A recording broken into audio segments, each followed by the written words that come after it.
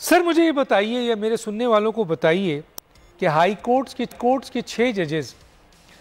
जो हलफ उठाते हैं, और हलफ में क्या लिखा है आपको भी पता है सर, मुझे भी पता है, अगर वो दबाव का रोना रोते हैं और उसके उनके पास कोई सॉलिड प्रूफ भी नहीं है और वो बाज़ाब्ता एक अहम तरीन इदारे को मेंशन कर रहे हैं और वो सुप्रीम कोर्ट जाते हैं, तो क्या ये हाई कोर्ट्स के जजेस को, और जिनके पास कानूनी और आईनी इख्तियार मौजूद है, और माजी में भी हमने देखा कि पाकिस्तान की मौरूजी हालत पे क्या दुनिया भर के अदालतों पर दबाव रहता है, लेकिन इस तरह 6 जजेस रोते हुए सुप्रीम कोर्ट पहुंच जाते हैं, फिर एक और जज दोबारा रो रहे हैं कि उन पर दबाव डाला जा रहा है।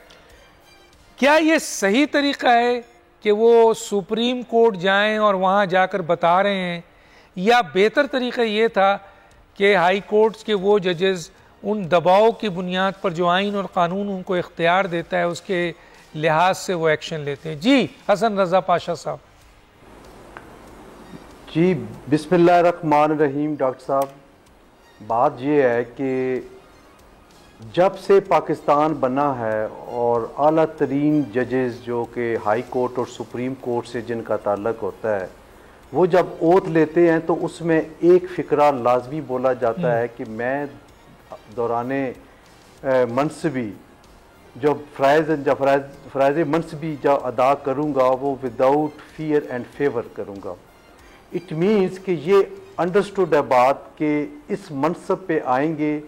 तो इनको डराया धमकाया भी जा सकता है और कोई फेवर लेने के लिए असर रसूख भी इस्तेमाल किया जा सकता है। इसीलिए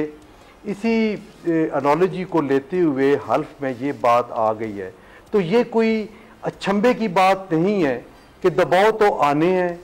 और फेवर लेने के लिए और भी ज़राए और तरीके इस्तेमाल हो सकते हैं। अब बात आ गई आपके क्वेश्चन की कि क्या इनको सुप्रीम कोर्ट जाना चाहिए था। देखिए,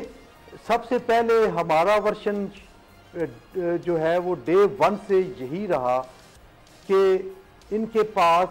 मुअज़्ज़ज़ जज साहबान के पास आर्टिकल 204 ऑफ द कॉन्स्टिट्यूशन और कंटेम्प्ट एक्ट के तहत कार्रवाई करने का इख्तियार हासिल है। आपको ये भी पता होगा कि जब कभी भी किसी हुक्म की अदूली हुई इन जज साहबान या इन अदालतों की, तो आम आदमी और आम शहरी या लिटिगेंट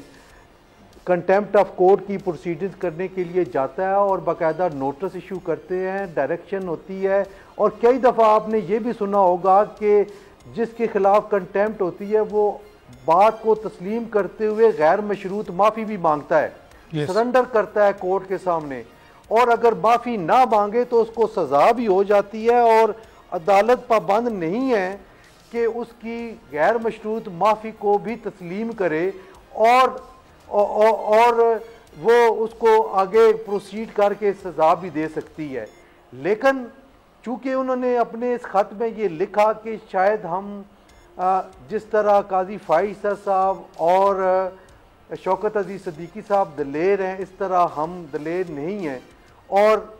जनाब, तो काजी साहब ने ये कहा भी तो है ना सर, रिमार्क्स दिया था काजी साहब ने कि जो जज दबाव कबूल नहीं कर सकते हैं, हमें तो कोई दबाव नहीं मिलता और मिलता है तो कोई बात नहीं। 1956 से लेकर अगर 2024 तक देखें तो क्या कार्नेलियस को दबाव नहीं मिला था, दोरा पटेल को दबाव नहीं था, भुट्टो की जो 3 जजेस थे उन पर दबाव नहीं आया था, पीसी के तहत बहुत सारे जजेस को दबाव नहीं आया।